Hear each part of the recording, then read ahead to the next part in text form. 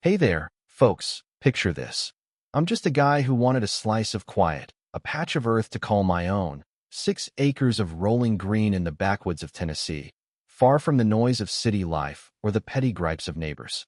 My name's Jack Ramsey, and all I ever asked for was peace room to run my small landscaping business, tend my beehives, and breathe under a wide-open sky.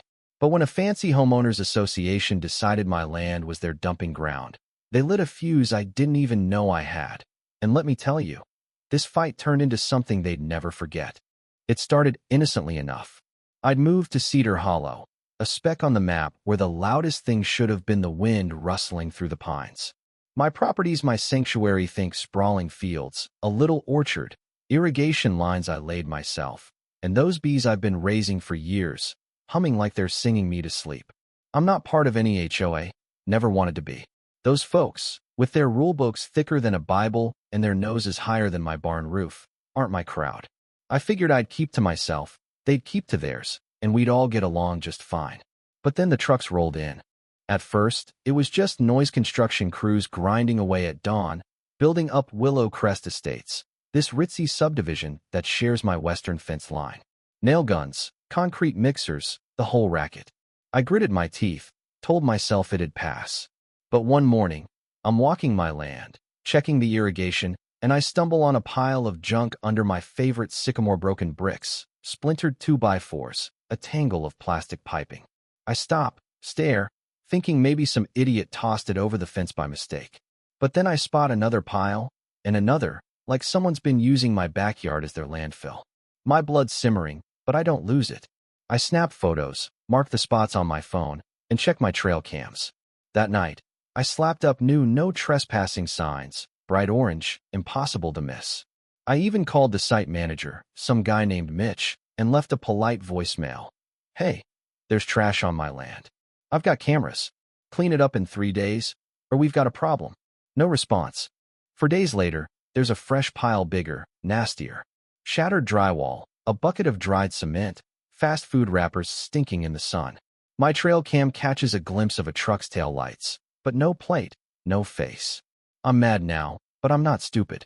I fire up my drone, and on the second flight, I catch the whole show. A beat-up green dump truck backs right up to my fence, unloads a mountain of debris, and peels out. The driver even looks around, like he's making sure no one's watching. And then, because life's got a sick sense of humor, a worker strolls up, hammers in a stake, and slaps on a sign. Willow Crest HOA approved disposal area. I laugh, not because it's funny, but because it's the kind of laugh you let out when you realize someone's just declared war. I don't scream or storm their office. I get to work. I call it Operation Payback, and it's not about rage, it's about clarity. I spend the night downloading drone footage, printing stills, and logging every detail. By morning, I've got 2 of my old company trucks ready, the kind that can haul a house if you ask him to.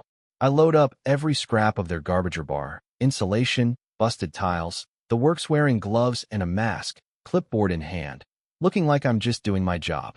After dark, I drive to Willow Crest's entrance, their picture-perfect welcome lot with its manicured grass and little gazebo where they sip Chardonnay and pat themselves on the back. I back the trucks in, nice and slow, and unload 20 yards of their filth, layered neat as a wedding cake. On top, I plant my sign, zip-tied and laminated, property returned, courtesy of unlawful dumping on private land. Next delivery includes lawsuits. Enjoy your day. I make sure their security camera gets a good look at me, hood off, staring dead into the lens. Then I drive home, slow and legal, and sleep like a baby. By noon the next day, Willow Crest is a circus. I hear him yelling from my porch, folks in khakis and polos running around like their world's on fire. My phone stays quiet, but I know they're rattled. Then comes the first punch, a letter in my mailbox, no stamp, from the HOA president, Linda Harper. It's a masterpiece of nonsense accusing me of vandalism and defacing community property, demanding $50,000 for reputational harm. I laugh so hard I spill my coffee. They think they can bully me? Game on. The next day, a deputy shows up, a nice guy named Tom, looking like he'd rather be fishing. Says the HOA filed a complaint about hazardous dumping. I walk him to the fence, show him the trash they left, the signs they ignored, the drone footage of their trucks. He takes notes, smirks a little, and leaves without a ticket. But I know this isn't about the law, it's about power. Linda's embarrassed, and people like her don't handle shame well. Sure enough, they double down, slapping a lawsuit on me for defamation and community disruption, still chasing that $50,000. They even post a blog on their website, calling me a troublemaker with a grudge against progress. Cute. I don't blink. I call my lawyer, Dave, a guy who's half bulldog, half chess master. He looks at my evidence cameras, drone clips, photos, and grins like a kid on Christmas. Jack, he says, we're gonna bury him. We pull everything. Footage of their trucks, soil samples showing paint and chemical runoff, an entomologist's report on how their trash brought rats that messed with my bees. My irrigation shot, half clogged with cement, $10,000 to fix.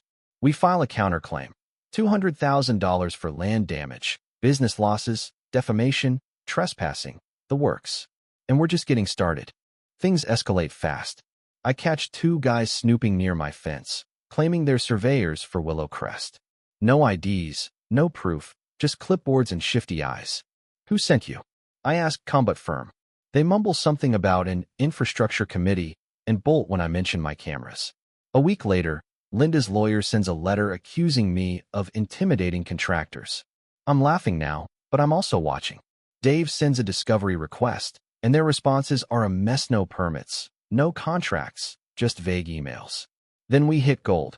An email from Linda's right-hand man, Greg, to a contractor.